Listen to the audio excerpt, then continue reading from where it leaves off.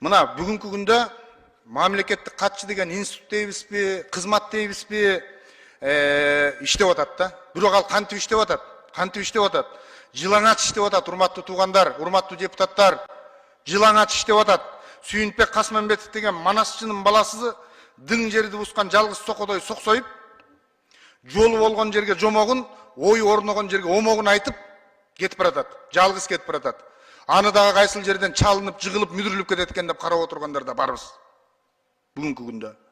Биз ошого тескерисинче ошол мамлекеттик катчынын деңгээлинде каржысын карап, программасын угуп, омдоп, комдоп туруп, улуттун идеологиясын жайылтуу үчүн кам көрбөйлүбү? Ушуга жардам бербейлиби? Урматтуу кыргыз журтум, барган сайын ушунчалык майдаланып бараткандайбыз.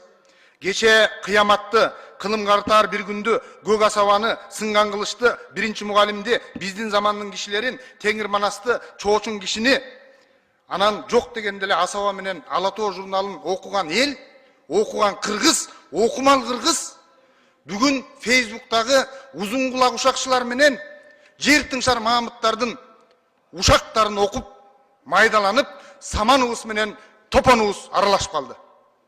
Кече Убукеевдин тайгак кечүүсүн, Океевдин Бакайдын жайытын, Кызыл алмасын, Шамшиевдин ак кемесин, Доорунбек Садырбаевдин Акпаранын көз жашын, Махаббат дастанын, Геннадий Базаровдун Саманчынын жолун тасмаларын көргөн кыргыз бүгүн аяш, братандар, карт бойдок, кудалар, жуора гуля, движение кылыш керек деген сыяктуу комедияларды көрүп, ушундай тасмаларга күнүбүз түшүп калды, урматтуу туугандар.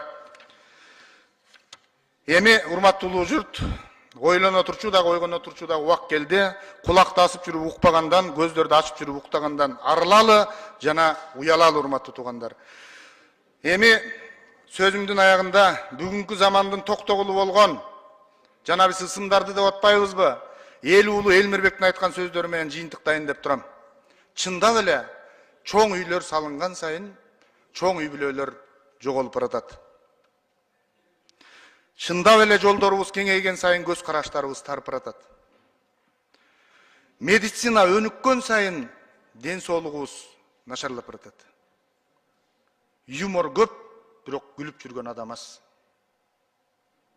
Дааватчылар, молдокелер көбөйдү, бирок адепсиздик андан көбөйүп, ыйман менен пейил кетип атат. Унааларыбыз тез жүрөт, бирок туугандарыбызга такыр жетпес болдук. Көп сүйлөйбүз, бирок түшүндүрө албайбыз.